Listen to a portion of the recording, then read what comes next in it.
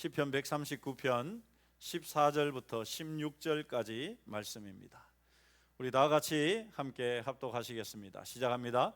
내가 주께 감사하오면 나를 지으심이 심히 기묘하심이라. 주께서 하시는 일이 기이함을 내 영혼이 잘 아나이다.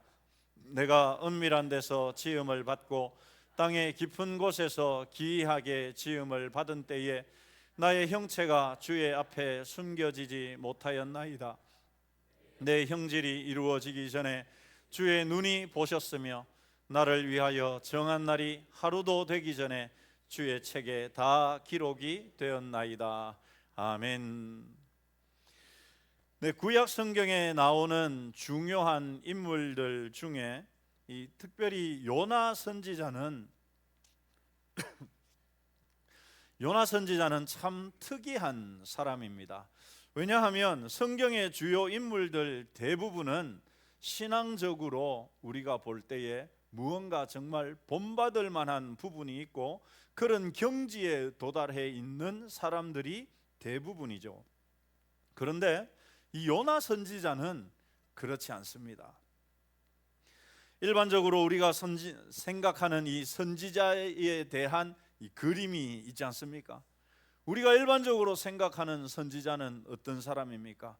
하나님을 경외하고 하나님을 두려워하면서 하나님이 주신 그 말씀을 정말 어떻게 해서라도 백성들에게 전하기 위해서 애쓰고 노력하면서 정말 그들의 신실한 믿음과 신앙을 보여주는 사람들이 하나님의 선지자들 아닙니까?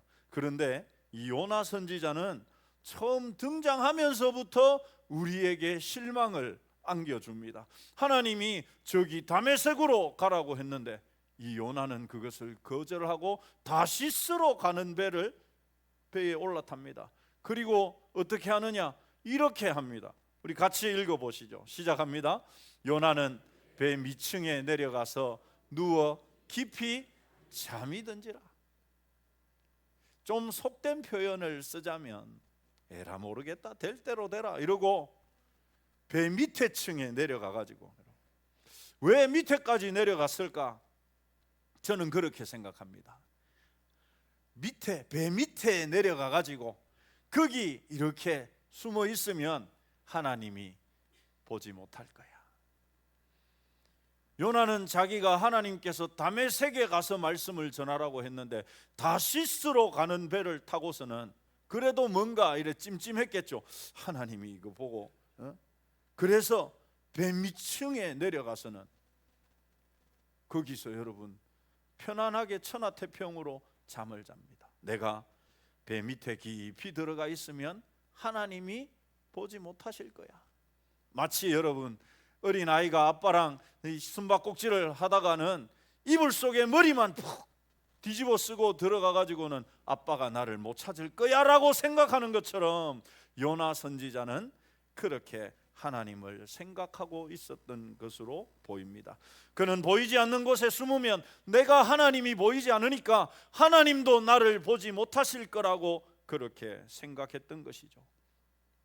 여러분, 그런데 오늘날에도 이렇게 요나 선지자처럼 하나님을 믿는 사람들이 있다는 말입니다.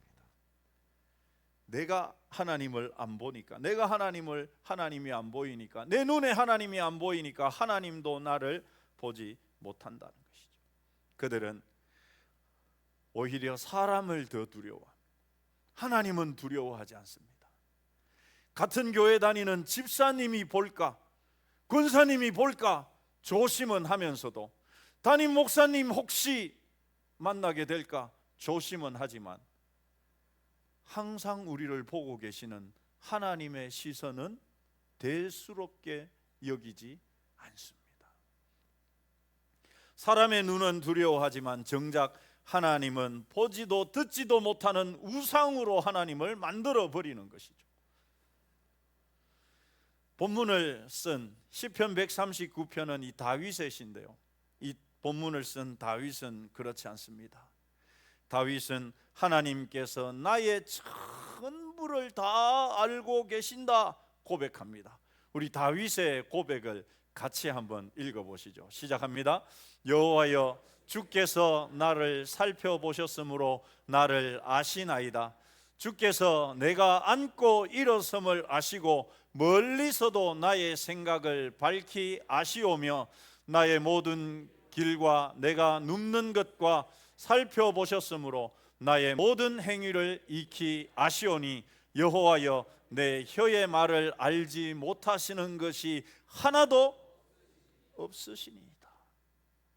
다윗은 여러분 하나님을 어떤 하나님으로 믿었느냐? 하나님은 나의 모든 것을 알고 계시는 하나님. 그래서 여러분 하나님이 나를 항상 살펴보고 계시다. 심지어 내가 앉고 일어서는 것조차도, 이런 사소한 것조차도 하나님은 다 보고 계시고 알고 계시다. 다윗은 그렇게 하나님을 믿는, 하나님은 내 생각까지도, 내가 머릿속으로 마음속으로 품는 생각까지도 하나님은 다 아시는 분이시다.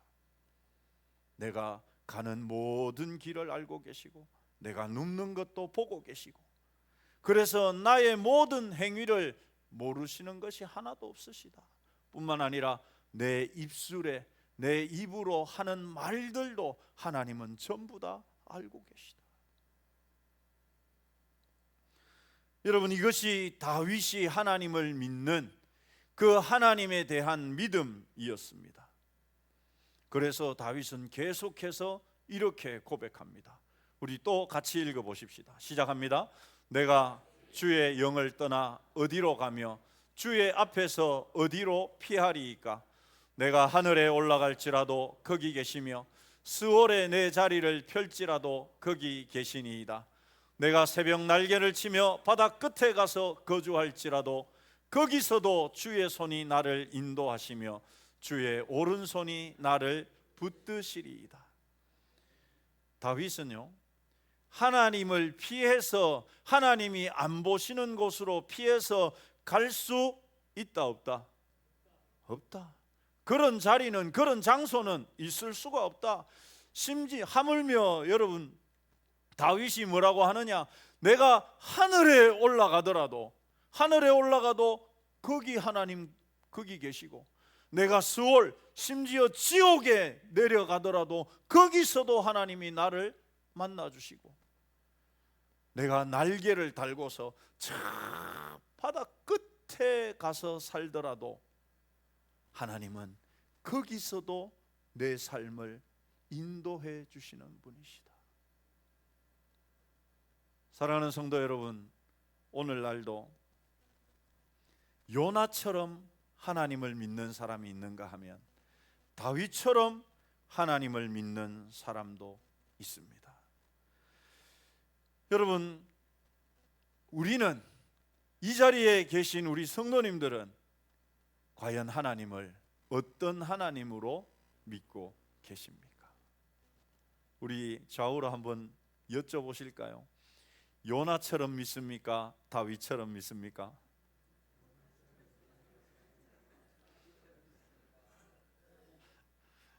감사합니다. 다윗은 하나님이 늘 자기를 보고 계신다. 내가 하나님을 피해서 갈 수 있는 곳은 그 어디에도 없다. 그래서 여러분, 다윗은 어떻게 살았습니까? 하나님 앞에서 살죠.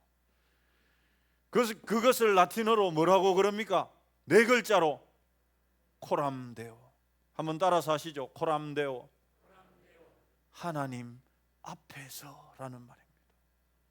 다윗은 말 그대로 내가 어디를 가든지 하나님이 다 보고 계시고 다 알고 계시기 때문에 나는 항상 하나님 앞에서 산다. 요나는요, 하나님을 피할 수 있다. 하나님이 못 보시는 데가 있다. 그래서 저 배 밑에 내려가 있으면 하나님은 나를 못 보시겠지. 과연 이 두 부류의 신앙인 중에 여러분, 누가 바른 믿음을 가진 사람입니까? 아니, 누가 어떤 믿음을 가진 사람이 올바른 신앙생활을 할 수 있겠습니까? 하나님이 교회에만 있다고 생각하면 집에서는 얼마든지 나 하고 싶은 대로 하죠. 자녀들에게든 아내에게나 남편에게든 말하고 행동할 때도 믿음과 신앙은 얼마든지 그냥 던져버리고 하나님 없는 듯이, 하나님이 보지 않는다는 듯이 얼마든지 말하고 행동하고 할 수가 있습니다. 직장 생활을 하면서 사회생활을 하려면 이 정도는 해야 되지 뭐, 그렇게 스스로 위로하면서 위안을 삼으면서 양심과 신앙을 파는 일도 얼마든지 할 수 있습니다. 왜요? 하나님은 못 보신다고 생각하니까, 하나님은 모른다고 생각하니까. 사랑하는 성도 여러분, 성경에 가장 기본적인 대원칙이 있습니다. 뭐냐? 한번 따라서 하십시다. 내 믿음대로 된다. 여러분, 이것을 이 말씀에 적용하면 우리가 다윗처럼 하나님을 믿으면 다윗이 경험한 하나님을 우리가 경험하게 되고, 우리가 모세처럼 하나님을 믿으면 모세가 경험한 그 하나님을 우리도 경험하게 되고, 바울처럼 하나님을 믿으면 바울이 경험하고 누린 하나님을 경험하고 누리게 된다는 말입니다. 여러분 삶에서 하나님을 경험하고 하나님을 누리시고 있습니까? 어쩌면 그 이유가, 그렇게 하지 못하는 그 이유가 내가 하나님을 우상과 같이 믿고 있지는 않은가? 우리 자신을 돌아볼 필요가 있는 것이죠. 내가 정말 하나님을 믿는다면 분명 교회에서나 가정에서나 직장에서나 나의 말과 행동이 하나님을 믿는 그 믿음을 드러내게 되어 있습니다. 우리 이렇게 믿음을 드러내며 사시기를 주님의 이름으로 축원합니다. 오늘 본문은 이렇게 우리가 어떤 믿음을 가진 사람인지를 생각하게 하면서 동시에 내가 어떤 사람인지도 알려주는 말씀입니다. 여러분, 우리 14절 말씀을 같이 읽어보시겠습니다. 시작합니다. 내가 주께 감사하오면 나를 지으심이 심히 기묘하심이라. 주께서 하시는 일이 기이함을 내 영혼이 잘 아나이다. 여러분, 여기에 보면, 이 말씀에 보면 하나님, 다윗은 자기 자신을 하나님이 어떻게 지으셨다라고 말하는 것이 잘 나와 있습니다. 다윗은 하나님이 자기를 지으신 것이, 나를 만드신 것이 심히 기묘하다라고 고백합니다. 여러분, 우리말 성경에는 하나님이 나를 지으심이 심히 기묘하심이라 이렇게 표현하고 있습니다마는, 이 말씀을 원문을 그대로 직역하게 되면 이런 의미가 됩니다. 우리 노란 글씨 같이 읽어보시겠습니다. 시작합니다. 나는 두려울 정도로 경이로운 존재로 만들어졌습니다. 내가 나 자신을 생각해 보니까 얼마나 경이로운 존재인지, 얼마나 놀라운 존재인지를 깨닫게 된다라는 말입니다. 14절에서 다윗은 이렇게 말합니다. 내가 하나님께 감사하는 그 이유가 뭐냐? 아무리 생각해도 하나님이 나를 너무 두려울 정도로, 너무나 놀라울 정도로 경이로운 존재로 나를 지으셨다. 생각하면 생각할수록. 사랑하는 성도 여러분, 사실 우리는 사람에 대해서, 아니 나 자신에 대해서도 잘 알지 못합니다. 우리는 태어나면서부터 줄곧 세상의 소리와 세상의 미디어를 통해서 들려지는 그 세상의 가치관에 의해서 우리가 나도 모르는 사이에 지배를 받고 있습니다. 세상은 뭐라고 말하느냐? 계속해서 우리 자신이 별 볼 일 없는 존재다. 네가 뭐 그렇게 대단한 존재라고. 이것이 여러분 세상이 가르쳐주는 소리들입니다. 아닌데요 목사님? 아니요, 그렇습니다. 기본적으로 여러분 학교에서 배우는 진화론의 그 바탕에 들어있는 사상이 뭐냐? 사람이나 그 단세포 아메바나 똑같은 존재라는 것이죠. 결과적으로는 여러분 그렇다는 말입니다. 쉬운 예를 한 가지 들어보겠습니다. 요즘은 모르겠지만 제가 어릴 때만 해도 국어책에는 여러분들 잘 아시는 토끼와 거북이 경주하는 이야기가 실려 있었습니다. 아마 저랑 연배가 거의 비슷하시거나 그 전후에는 뭐 요즘에도 실려 있는지는 제가 요즘 국어책은 안 봐서 모르겠습니다만은 제 때는 실려 있었죠. 여러분들 다들 잘 아시죠? 토끼와 거북이가 만나가지고 달리기 경주를 합니다. 여러분 누가 이기죠? 거북이가 이깁니다. 그런데 여러분 이 이야기의 이 바탕에는 기본 전제가 깔려 있습니다. 이 토끼와 거북이의 이야기가 주는 교훈은 뭐냐? 비록 거북이처럼 느리더라도 꾸준하게 열심히 삶을 살아가면 토끼도 이긴다는 말이죠. 여러분 그런데 이 이야기의 기본 전제, 기본 바탕에 깔려 있는 사상이 뭡니까? 우리 모두는 거북이라고 하는 것을 기본 전제로 깔고 있는 것이죠. 그러면서 여러분 그렇게 말합니다. 수천만 마리의 토끼들 중에서, 수천만 마리의 거북이들 중에서 가장 열심인 거북이 한 마리와 가장 게을러 터진 토끼 한 마리를 두고서 경주를 시켜서는 뭐라고 이야기합니까?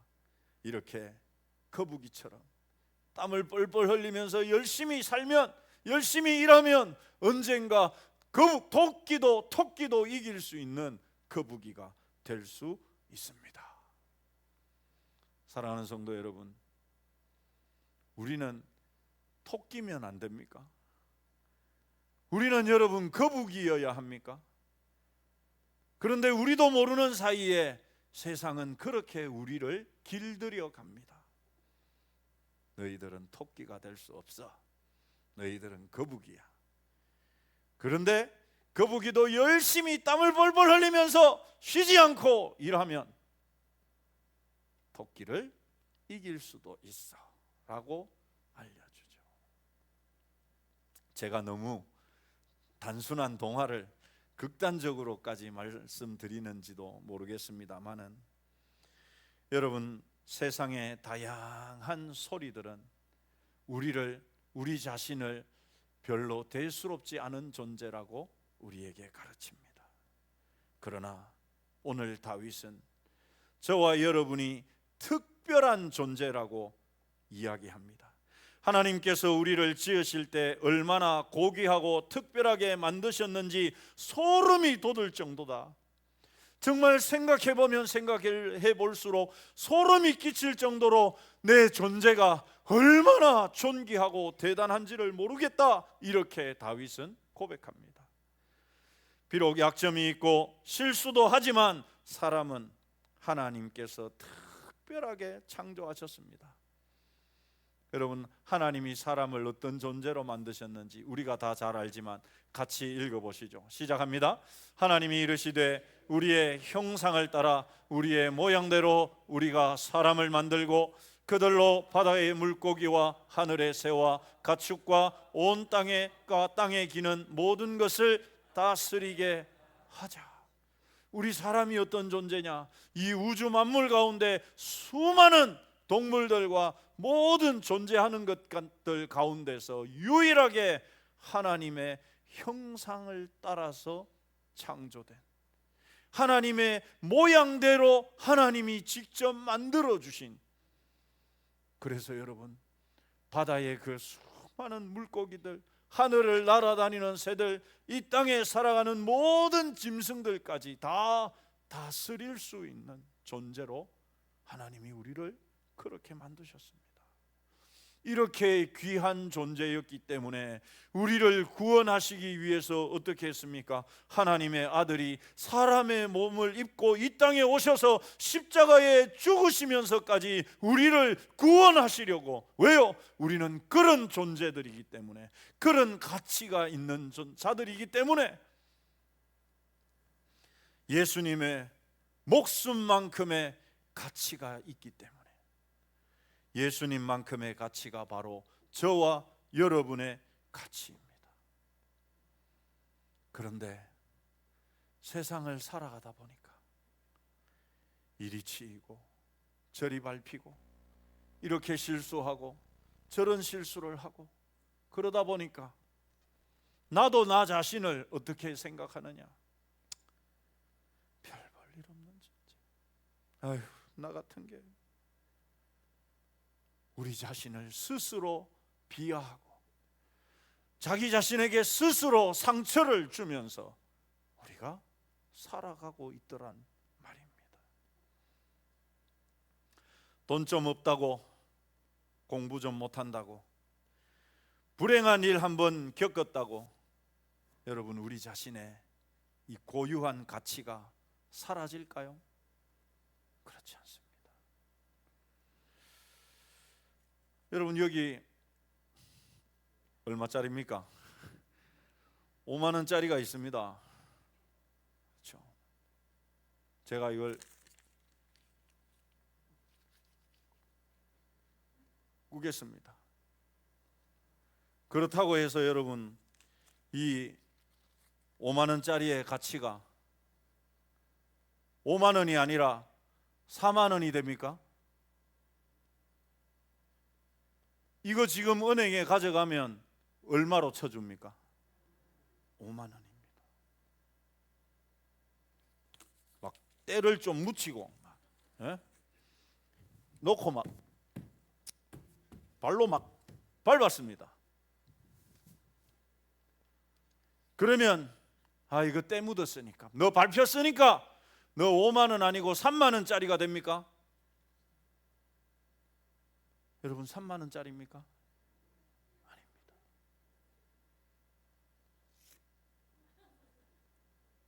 찢었습니다. 그러면 여러분 이거 찢겼으니까 이거 찢겼으니까 너 5만 원 안 돼. 만 원짜리야. 이렇게 됩니까? 놀라지 마십시오. 가짜입니다.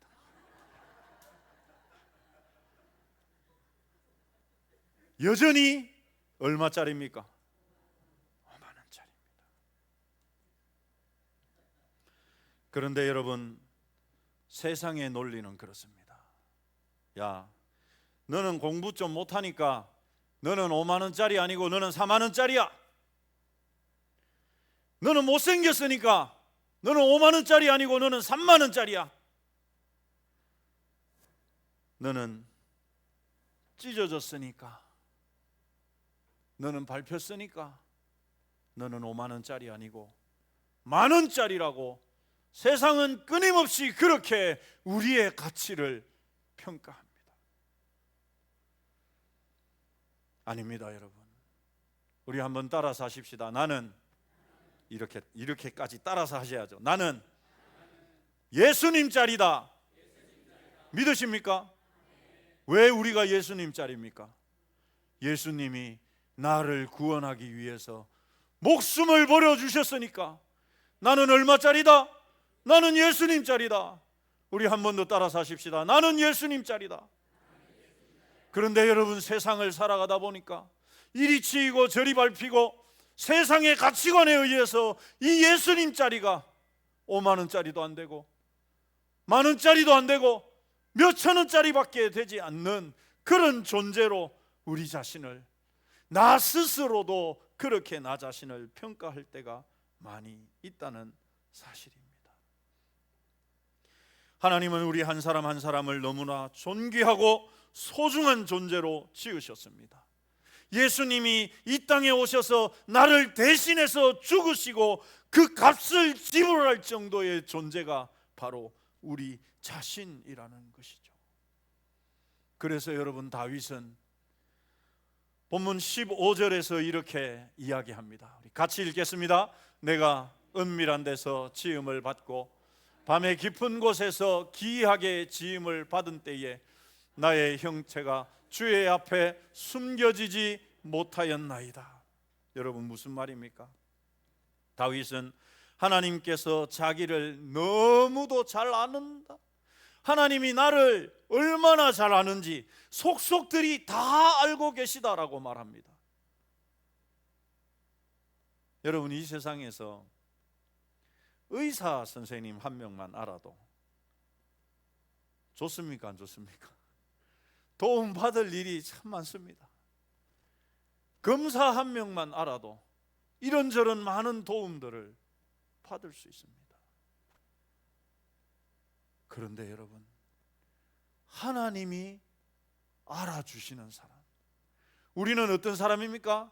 하나님이 알아주는 사람입니다. 하나님이 우리를 얼마나 알아주시느냐, 하나님이 우리를 어떻게 알아주시느냐. 16절 같이 읽겠습니다.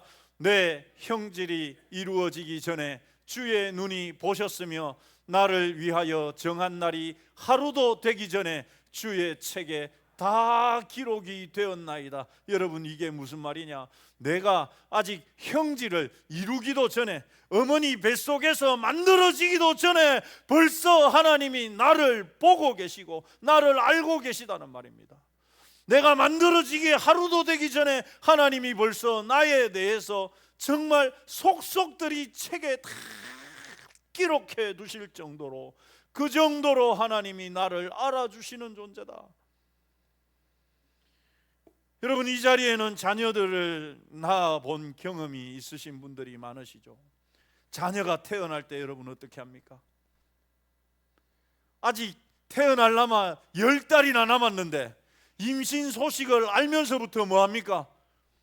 아기 태어날 거 그거 보려고 여러분 백화점에 가가지고 요만한 신발 사고 고르고, 옷부터 골라놓고, 장난감은 어떤 걸 살까 막 들떠가지고 그 태어날 아이를 위해서 장난감을 사다 놓고,